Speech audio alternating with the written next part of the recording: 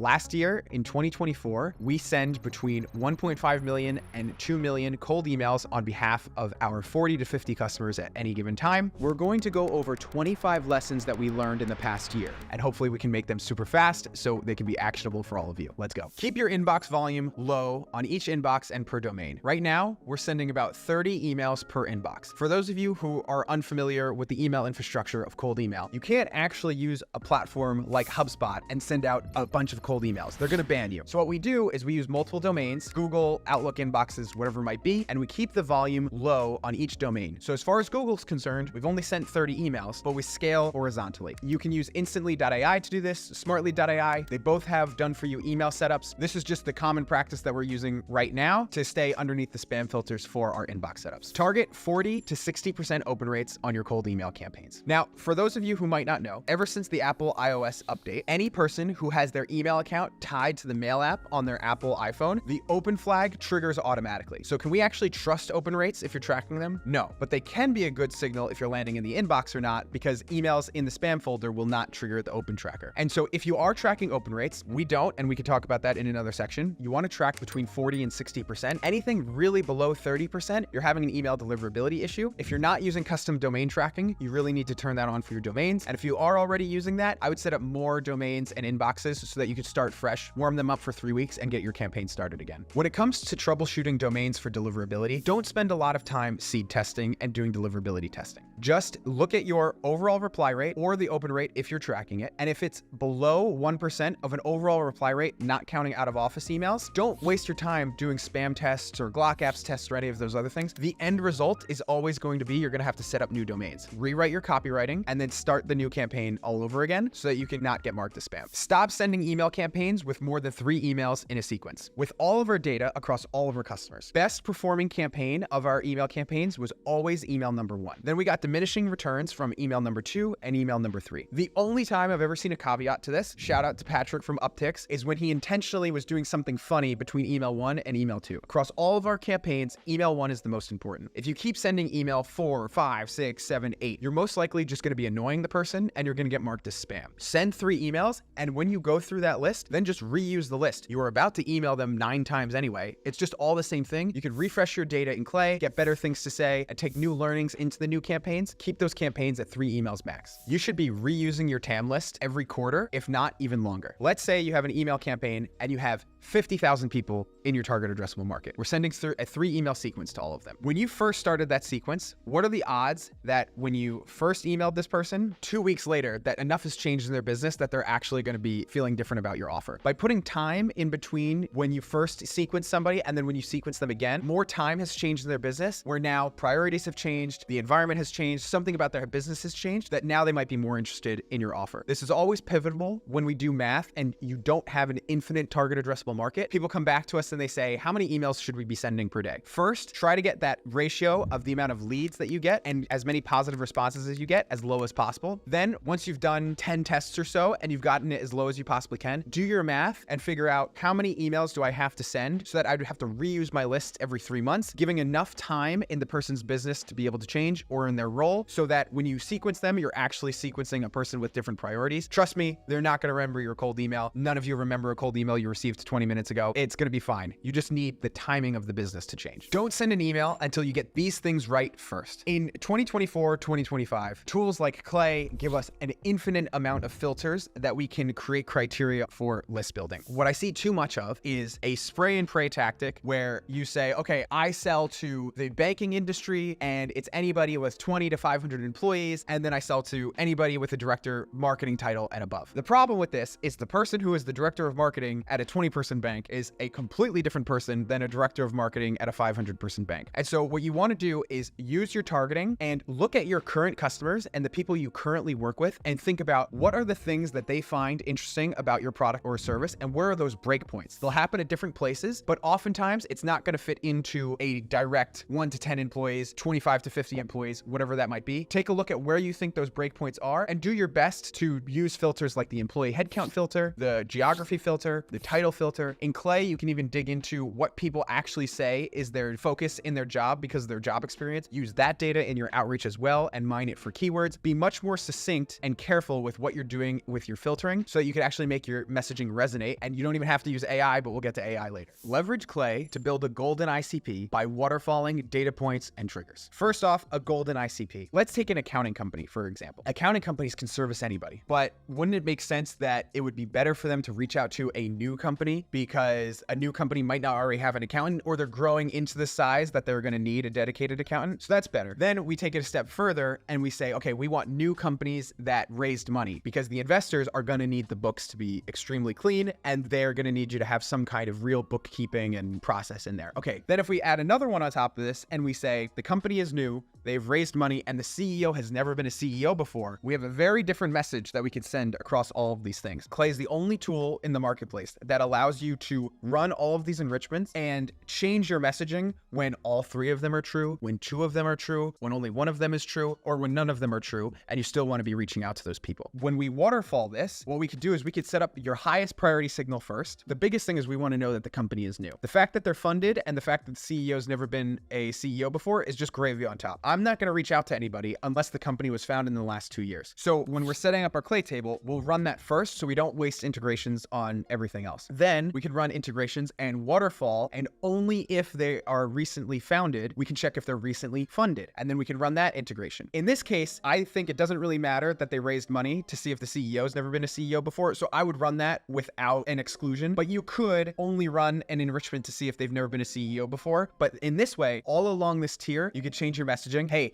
congrats, I noticed you recently found the company. How's it been going? This is terrible copy, but do you need accounting services? And then you change it. Oh, you're funded. You must have investors now that the company's getting off the ground. They want to see better accounting analytics. To, wow, congrats. I see in your LinkedIn experience, you've never publicly said you've been a CEO before. Must also be a wild ride because you raised money. With the company just getting off the ground in the last 2 years, do you need accounting? Most cold email experiments are worthless. The amount of times that I see people split testing 11 different cold email campaigns, and then sometimes I see these posts and I pay these guys because I want to know, what are you doing that I might not be doing? And then we go under the hood, and what they're really testing is, would you like to have a chat next week versus would you happen to be interested in this? That makes no difference in your campaign. Objectively, if they're interested in your offer, it doesn't matter what you're saying on the CTA there, and that's not a real test. When you're doing testing, you want to be actually testing a hypothesis about your market that's repeatable. Does it matter that you're reaching out to a director of finance and speaking about this feature or another feature? Does it matter that you're reaching out to a CFO versus a VP of finance instead? Does it matter that the company is hiring people? Does it matter that you talk about this feature with this case study, or do people not even care about the case study? Anytime we're thinking about campaign experimentation, we're always thinking about the first principles of our copywriting strategy, which mainly come down to the 5 offers in the world. How do you help people save time, make money, or save money? And then the other 2 is how do you raise their status and how do you help them live longer? Then if you create copywriting around those things, split test those against different list topics as well too. And then off those big 3 offers, you should also be testing the so what. We save time so you can do this other thing. We help you make money so you can do this. We help you save money so you can do this. And so simply put, just again, when you're running your campaign experimentation, put an actual reason behind the thesis, not just changing around the words. Change up the offer and how you're messaging the offer, change the so what, and then also change how you're communicating your value proposition, your pain points, your case studies, and those kinds of things. Here's how your outbound campaign should change if you have a small TAM. If you're a company with a TAM of, say, less than 20,000 people that you can easily find on LinkedIn, you're gonna have to approach your campaigns much differently than if you have a very large TAM. For these kinds of campaigns, we highly recommend omni-channel messaging. And not just omni-channel that software companies talk about where they're just doing cold email and LinkedIn. That's just bi-channel.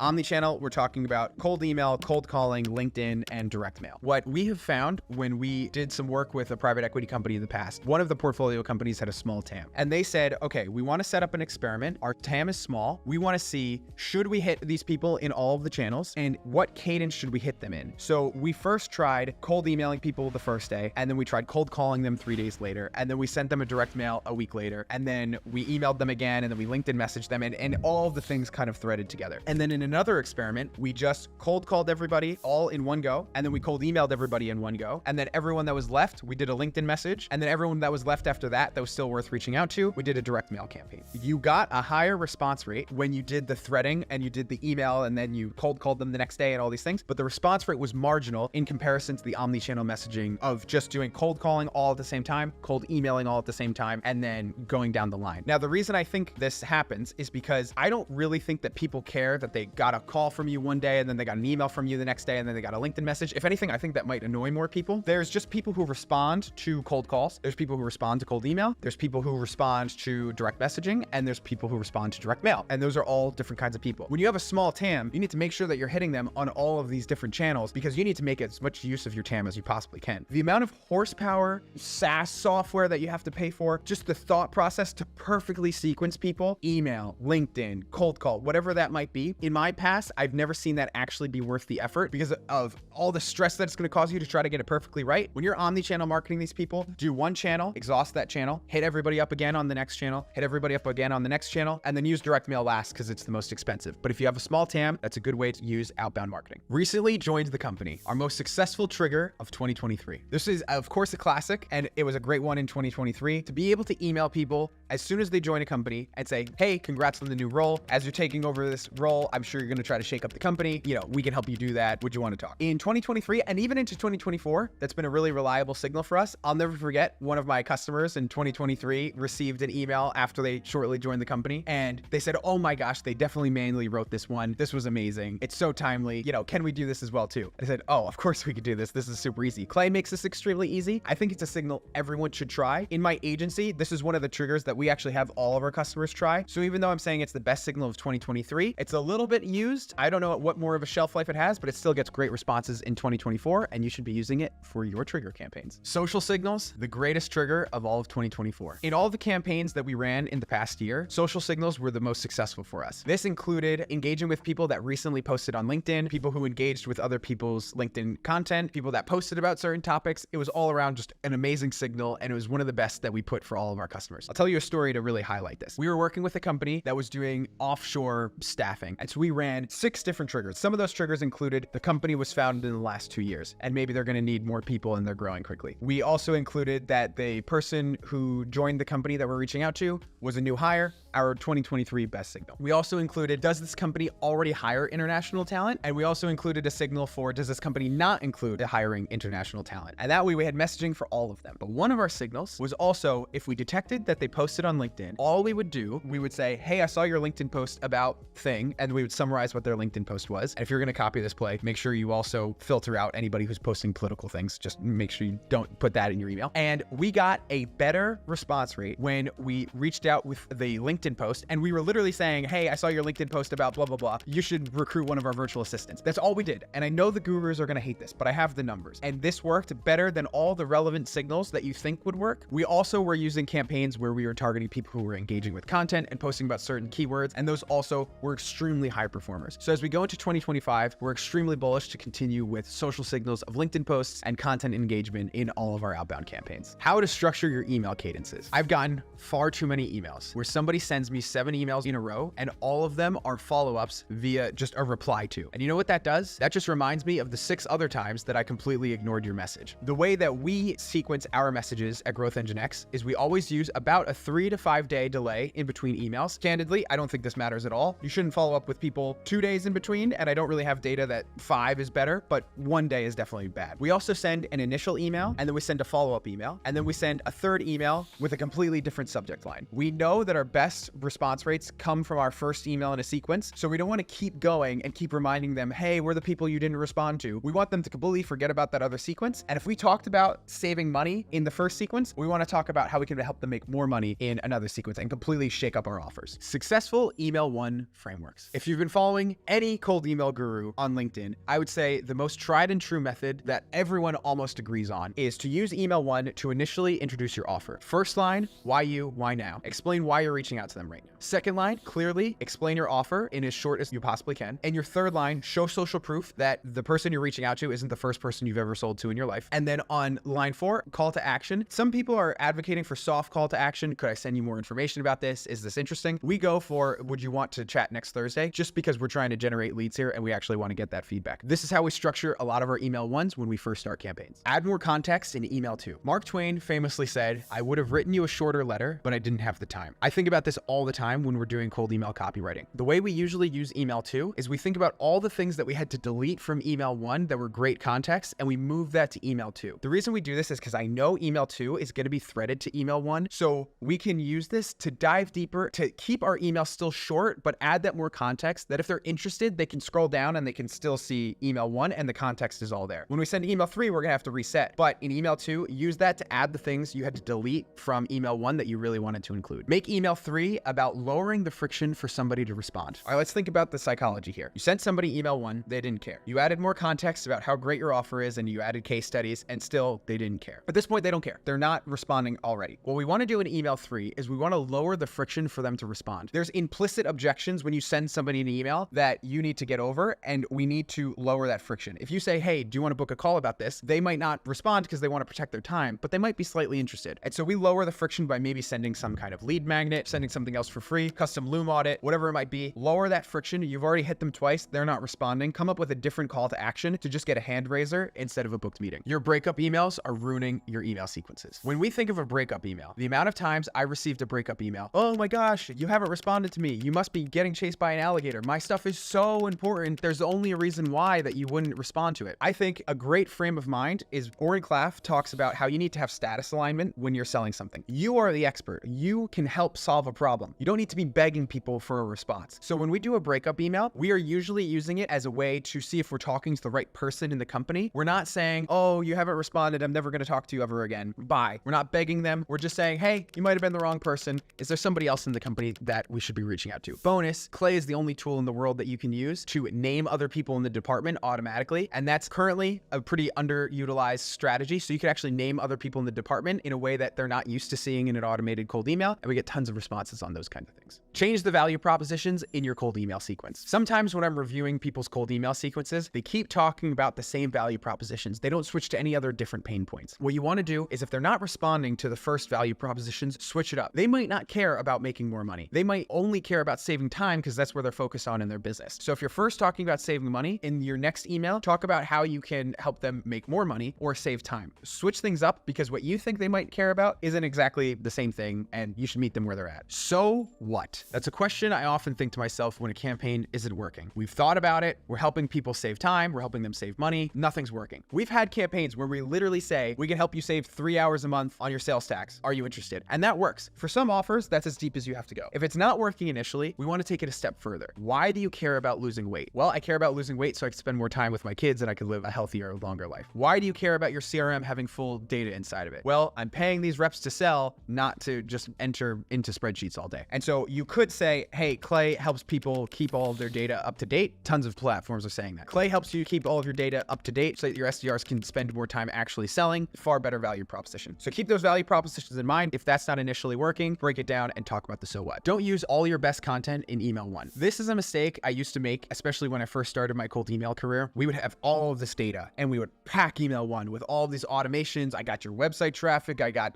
the new employee you just hired. I got the keyword from your open job post. Stuff that all into email 1. Email 2 and 3, nothing else was left. And so then we had a great email 1 and then just generic follow-ups. Sometimes we'll hold some of that data back so that 1, it looks like we re-researched the company, and also we can change the messaging to be relevant in a different way. How to use AI effectively. I know AI is this big buzzword. Everybody thinks it's this new thing and it's going to revolutionize everything, which it will. But the more things change, the more things stay the same. Oftentimes I see people using AI just to use AI. The way we use it, think about what would you do if you were to manually reach out to this person, and how can you work backwards and use AI to say the same thing? When using AI, show your work. What I mean by this is sometimes when we send cold emails, we're scraping data from multiple sources. The more sources we're pulling into an email, the more you're actually putting yourself out there to be wrong and for some of the data to be incorrect. What we used to do is we used to say, hey, from the numbers I see, I'm assuming you get 50,000 website visitors per month. We don't send that anymore because of the amount of people who came back to me. One person even said, is the point of this email to be so wrong about our web traffic that I respond? And I just never forgot about that. And so what we do is we show our work now. And so we will say, hey, I was doing research on SimilarWeb and they said you have 50,000 site visitors. So now it's not us. We were doing our homework. We were looking into it, and SimilarWeb is the person who's wrong. And we could also say, hey, Crunchbase told me that this was true about your company, or G2 said this. When you're using AI and you're scraping data from sources, when you can, show your work so that the more that you put out there, the prospect sees that you did the research, but if it's wrong, they don't blame you, they blame the data company. I was wrong about this AI strategy. In 2024, I had a great idea. I thought we were gonna add in PS lines where we would create an analogy between our company and what we did, and then the company that we were reaching out to give clarity on our offer and add some relevance. What I found is that when we get personalization right, people